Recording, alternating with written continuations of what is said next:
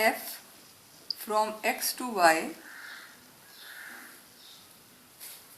and let f be a bijective function. Bijective का meaning आप जानते हैं ना बच्चों क्या है, आपने बड़ी तफसील से ये पढ़ा हुआ है। बाइजेक्टिव फंक्शन वो फंक्शन होता है जो 1 भी हो और ऑन टू भी हो, ठीक है। ये लेट हम सपोज करते हैं कि f जो है वो हमारे पास एक बाइजेक्टिव फंक्शन है, क्योंकि सिर्फ एक बाइजेक्टिव फंक्शन का ही इन्वर्स लिया जा सकता है। अगर फंक्शन बाइजेक्टिव ना हो तो हम उसका इन्वर्स नहीं ले सकते। तो देन f इन्वर्स जो है वो आप कैसे डिफाइन करते हैं? f इन्वर्स की ये नोटेशन है, इसके ऊपर आप ये सिंबल है, इसका ये मीनिंग नहीं है कि आप -1 इसको नहीं पढ़ेंगे हम। This is notation for the inverse. f inverse is defined as from y to x, ठीक है। तो अब ये देखें कि ये जो इसका डोमेन था वो इसका रेंज बन चुका है f इन्वर्स का, और जो इसका रेंज था वो इसका डोमेन बन गया है। तो इस तरीके से आप f इन्वर्स जो है वो डिफाइन करते हैं। अब ये देखें कि जब हम f of x y define करते हैं तो such that f of x is equal to y, हम सारे for all x belonging to x, ये आप जानते हैं, हमारी प्रीवियस टर्म्स को डिफाइन कर चुके हैं इस तरह से। और अगर f एक बाइजेक्टिव फंक्शन है तो f इनवर्स y, अब यहाँ से आप इसके डोमेन एलिमेंट्स देंगे, f इनवर्स y आपके पास क्या हो जाएगा? x। तो so you can write f of x is equal to y if and only if y is equal to, sorry यहाँ पर f inverse y is equal to x if and only if f of x is equal to y, ठीक है। यानी दोनों तरफ अगर आप f apply करें तो ये आपके पास f of x is equal to y आ जाता है for all x belonging to x। So in this way you can define the inverse function for a bijective function. इसको आप एक डायग्राम से भी रिप्रेजेंट कर सकते हैं कि सपोज ये आपके पास एक सेट है x और ये एक सेट है y, ठीक है बच्चों। ये सेट x है और ये सेट y है, and let this is a function f which is the correspondence between the from the set x to the set y, then f inverse will be defined as the correspondence from y to x, ठीक है। तो अब ये देखें, ये आपके पास क्या था गर्ल्स? ये डोमेन ऑफ f था, जो कि अब आपके पास बन गया है रेंज ऑफ f इनवर्स। और ये आपके पास क्या था? ये था आपके पास रेंज ऑफ f था, और ये क्या बन गया है? This is equal to domain of f inverse. इसको आप इस चीज़ को आप वेरीफाई भी कर सकते हैं by the composition of two functions, के जब हम कॉम्पोजिशन ऑफ f और f इनवर्स लेते हैं या composition of f inverse and f लेते हैं तो आप ये देखेंगे कि you will have the identity function. अब हमने जो कल डिफाइन हमने किया था कॉम्पोजिशन ऑफ फंक्शन, उसकी हेल्प से हम लेते हैं, we will take composition of f and f inverse. तो ये देखें आपने जैसे कल डिफाइन किया था composition of f and g, तो आपने देखा कि पहले आपने f अप्लाई करना था, फिर आपने g अप्लाई करना था, या composition of f and g क्या था? g not f। Similarly composition of f and f inverse क्या होगा आपके पास? ये आपके पास होगा f इनवर्स नॉट f, ठीक है। और इसकी जो आपके पास मैपिंग होगी वो कहाँ से होगी? फ्रॉम x टू x, ये, ठीक है। अब इसको आप कैसे डिफाइन करेंगे? f not f on x। तो अब हम ये प्रूव करेंगे कि this is equal to x, क्योंकि आपने पढ़ा था कि आइडेंटिटी फंक्शन जो है वो अपने ही इमेजेस पर जो है वो उसका इटसेल्फ इमेज आता है। तो so this by definition this is equal to f not of f of x, and this is equal to, ये देखिए f ऑफ x आपके पास किसके इक्वल था? कि f of x is equal to y, और f इनवर्स ऑफ y अभी यहाँ पर हमने डिफाइन किया था, मैंने इरेज कर दिया। f इनवर्स ऑफ y आपके पास किसके इक्वल है? x के equal, if and only if y is equal to f of x for all x belonging to x। तो यहाँ पर ये देखें f इनवर्स y किसके इक्वल आ रहा है? x के इक्वल। तो सो आपने ये देखा कि composition of f and f inverse is mapping the element x on itself. So this is acting as the identity function. तो ये हमने प्रूव कर दिया है कि f का जो इन्वर्स है वो f इन्वर्स है, या f इन्वर्स का जो इन्वर्स है वो f है। अब हम दोबारा ये चीज़ भी हम डिस्कस कर लेते हैं। अब मैं यहाँ पर लेती हूँ composition of f inverse and f। तो ये कैसे आप डिफाइन करेंगे? दिस इज द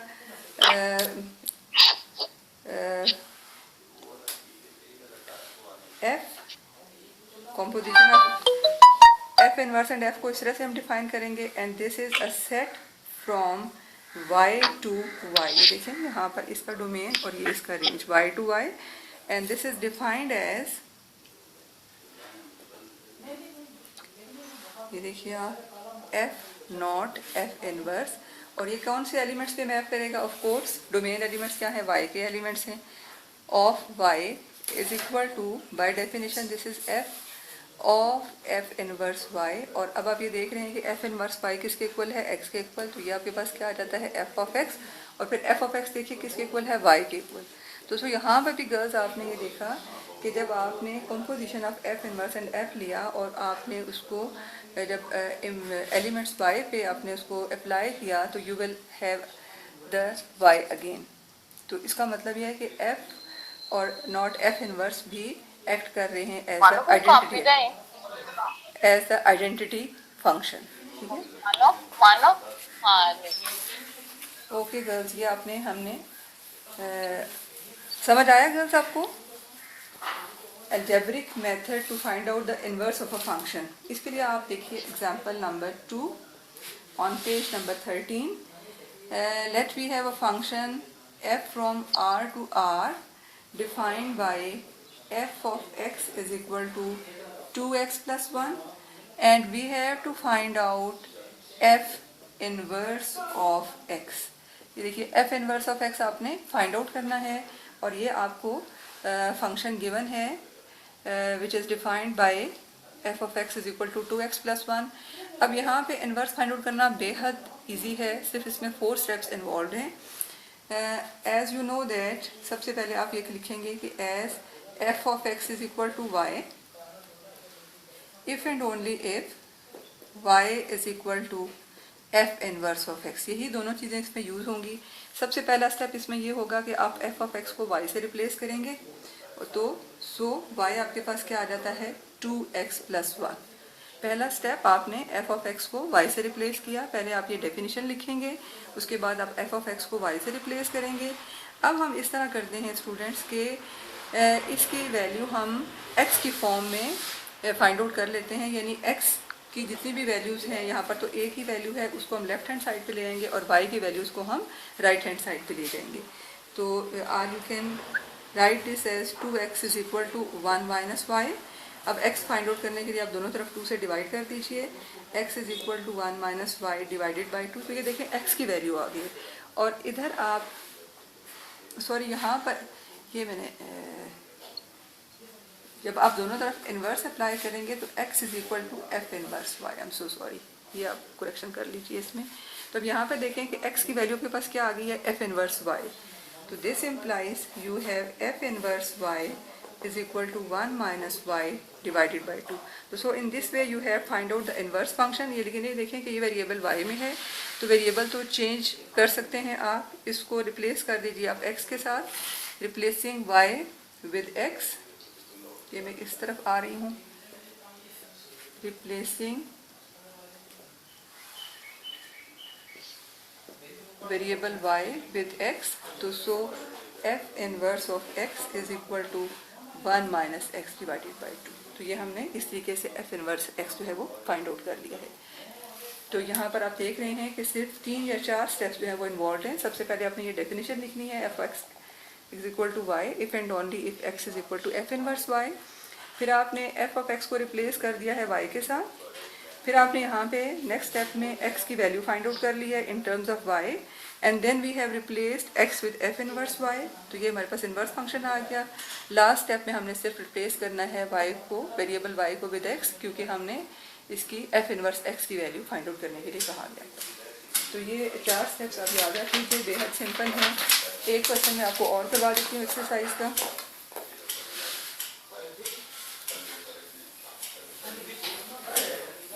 मैं आपको करवा देती हूँ। आप सेकंड पार्ट देखिए, क्वेश्चन नंबर 2 का सेकंड पार्ट है। We have real valued function which is defined by f of x is equal to 3x cube plus 7। आपने इसकी वैल्यू फाइंड इसका इन्वर्स फाइंड आउट करना है, और इसमें a और b दो पार्ट्स हैं, और फिर आपने वेरीफाई भी करना है। ये देखिए, आपने a पार्ट में फाइंड आउट करना है f inverse of x, b part में आपने फाइंड आउट करना है f इनवर्स ऑफ -1, और फिर आपने वेरीफाई करना है। वेरीफाई में देखिए आप f इनवर्स ऑफ x, आपने ये बताना है कि this is equal to f inverse of f of x is equal to x। ये सारी जो है ना, आपने इस एक क्वेश्चन के हवाले से चीज़ें जो है वो फाइंड आउट करनी है। तो ये देखें, f ऑफ x जो है वो आपके पास ये है। सोल्यूशन में स्टार्ट करती हूँ, और सोल्यूशन स्टार्ट करने के लिए मैं यहाँ से स्टार्ट करती हूँ कि as you know that f of x is equal to y if and only if x is equal to f inverse of y। ये हर क्वेश्चन में आप ये डेफिनेशन पहले स्टेप में लिख लीजिए, इसी को फिर हम फॉलो करेंगे। अब आप f ऑफ x को बाय गिवन आपके पास क्या है, बाय गिवन आपके पास है f of x is equal to 3x cube plus 7। तो आप f ऑफ x को y से रिप्लेस कर दीजिए, जैसे मैंने पहले आपको पिछले क्वेश्चन में बताया, y is equal to 3x cube plus 7। और नेक्स्ट स्टेप में हम x की वैल्यू फाइंड आउट करेंगे इन टर्म्स ऑफ y। तो यहाँ से देखें आपके पास कि 3x cube is equal to y minus 7। आप y को 7 को उधर शिफ्ट कर दें, और फिर आप, चूँकि ये इक्वेशन है तो आप इसमें जो जगह है वो चेंज कर सकते हैं, लेफ़्ट को राइट पे और राइट को लेफ़्ट पे लिख सकते हैं। अब आप x क्यूब की वैल्यू फाइंड आउट करें, दोनों तरफ 3 से डिवाइड करके x cube is equal to y minus 7 divided by 3। And to find out the value of x, what we will do, we will take the cube root on both sides. ठीक है, cube root or power 1/3, taking power 1/3 on both sides. तो जब आप power 1/3 लेंगे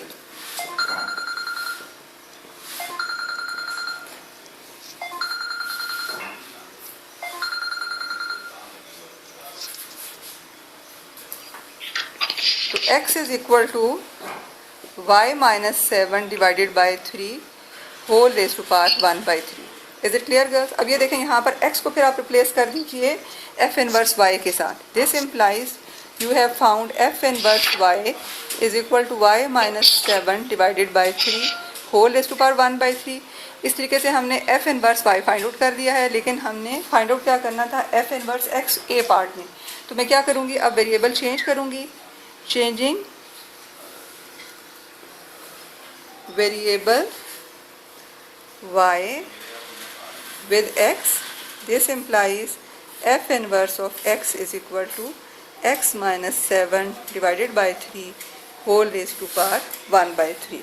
तो ये a part हमारा मुकम्मल हो गया है, लेकिन b पार्ट में आप देखें कि आपने f इनवर्स की वैल्यू -1 पे फाइंड आउट करनी है। जब आपने f इनवर्स की वैल्यू -1 पे फाइंड आउट करनी है तो आप क्या करेंगे, जस्ट आप रिप्लेस कर देंगे x को -1 के साथ। तो ये मैं इरेज कर लेती हूँ सारा, और इसके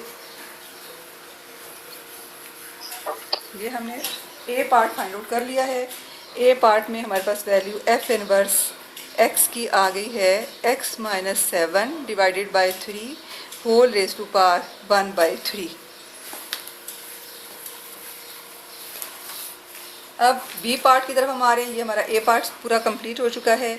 b पार्ट के लिए हम पुटिंग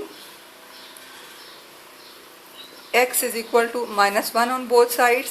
जब आप दोनों तरफ -1 रखेंगे तो f इनवर्स की वैल्यू आ जाएगी at -1 which is -1 minus 7 divided by 3 whole raise to power -1/3, that is equal to -8/3 whole raise to power 1/3। तो ये हमने f इनवर्स -1 भी फाइंड आउट कर लिया। अब लास्ट जो हमारा है स्टेप, उसमें क्या है, वेरिफिकेशन। वेरिफिकेशन में हम पहले ये वेरीफाई करते हैं कि f of f inverse of x is equal to x। पहले हम ये वेरीफाई करेंगे, उसके बाद फिर हम ये लेंगे f inverse of f of x is equal to x। तो मैं इसमें लेफ्ट हैंड साइड ले लेती हूँ स्टूडेंट्स। लेफ्ट हैंड साइड मेरे पास क्या है, f of f inverse of x। तो ये देखें, पहले मैं f इनवर्स x की वैल्यू पुट करूँगी क्योंकि मेरे पास f इनवर्स यहाँ पे आ रहा है। f इनवर्स x की वैल्यू है मेरे पास f of x minus 7 divided by 3 whole raise to power 1/3। मैंने f इनवर्स ऑफ x की वैल्यू पुट कर दी। अब आप ये देखें कि f ऑफ x आपके पास डेफिनेशन क्या थी, 3x³ + 7।